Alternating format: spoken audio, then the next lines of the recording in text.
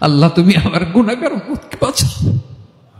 বিশ্বনবী আমার জন্য কাঁদবেন, আপনার জন্য কাঁদবেন, আমাদের জন্য সেদিন কেঁদে কেঁদে জাহান্নামের দরজায় দাঁড়িয়ে আমাদেরকে টেনে টেনে জান্নাতে ঢুকাবেন।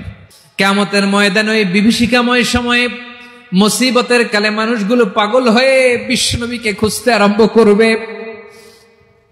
সবাই মিলে বিশ্বনবীর কাছে যেয়ে বলবে, ইয়া রাহমাতাল লিল আলামিন, ইয়া খাতামান নবীন, রাহমাতাল লিল আলামিন। দেখেন আমাদের কি অবস্থা, কি কঠিন বিপদে আমরা আছি, দাঁড়াতে পারি না, সূর্যের আলোতে ঘেমে হয়রান। আজকে কেউ সুপারিশ করতে পারবে না।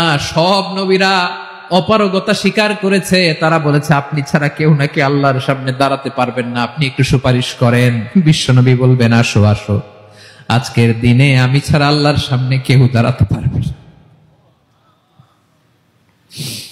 বিশ্বনবী মাকামে মাহমুদে যে আল্লাহু আকবার বলে সিজদায় লুটিয়ে পড়বেন।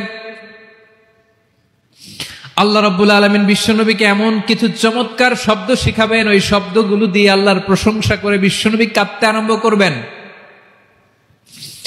বিশ্বনবী এমন ভাবে অজর দ্বারায় সিজদায় লুটিয়ে পড়ে কাঁদবেন, রব্বুল আলামিনের রহমতের দরিয়ায় জোশ লেগে যাবে।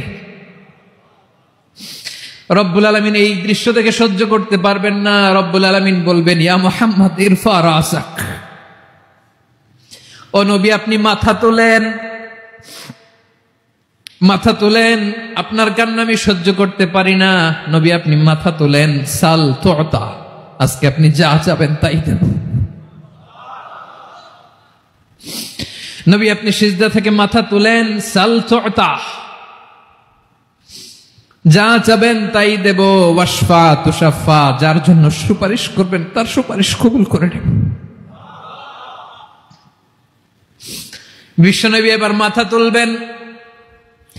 যে বিভীষিকাময় সময়ে প্রত্যেক নবী বলেছেন আমি পারবো না, প্রত্যেক নবী বলেছেন নফসি নফসি, আমার কি হবে আমি জানি না, আল্লাহ আমারে বাঁচাও।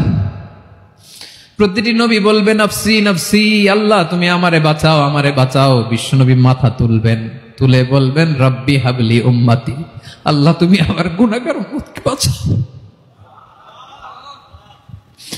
এই দুনিয়ার বুকে রব্বুল আলামিন সব নবীকে একটা করে দাওয়া মুস্তাজাবা দিয়েছেন, মানে যে দোয়া করলে কবুল হয়ে যায় সাথে সাথেই।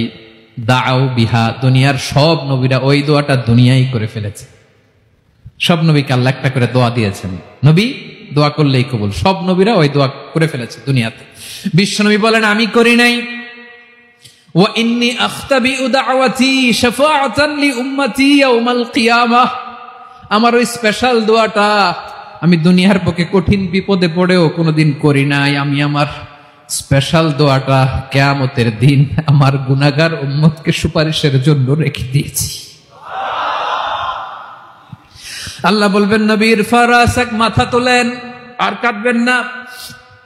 বিশ্বনবী মাথা তুলবেন, আল্লাহ বলবেন সাল তুতা, আপনি যা চাবেন তাই দেব। ওয়াশফা তুশাফা, সুপারিশ করেন, সুপারিশ কবুল করব।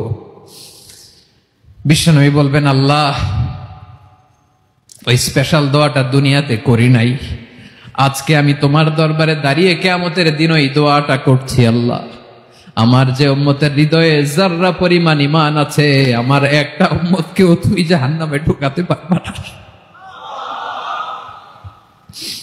বিশ্বনবী পাগলের মতো একবার হাউজে কাউসারে যাবেন, একবার সিরাতে যাবেন, একবার পুলসিরাতের দিকে, একবার হাউজে কাউসারের দিকে, পাগলের মতো দৌড়াতে থাকবেন।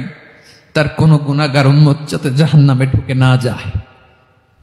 সেদিন কেউ সুপারিশ করতে পারবে না বিশ্বনবী ছাড়া। এজন্য 5 নম্বর আল্লাহ বললেন মান যাল্লাযী ইয়াশফাউ ইনদাহু ইল্লা বিইযনিহি, কার সাহস আছে, কার এত বড় বুকের পাটা কিয়ামতের কঠিন দিন আল্লাহর সামনে দাঁড়িয়ে সুপারিশ করবে? কারো ক্ষমতা নাই, কারো ক্ষমতা নাই। বিশ্বনবী সেদিন সিজদায় পড়ে উম্মতের জন্য কাঁদবেন, সবাই কাঁদবে নফসি নফসি, আল্লাহ আমারে বাঁচাও, আল্লাহ আমারে বাঁচাও। বিশ্বনবী বলবেন উম্মতি উম্মতি। বিশ্বনবী আমার জন্য কাঁদবেন, আপনার জন্য কাঁদবেন, আমাদের জন্য সেদিন কেঁদে কেঁদে জাহান্নামের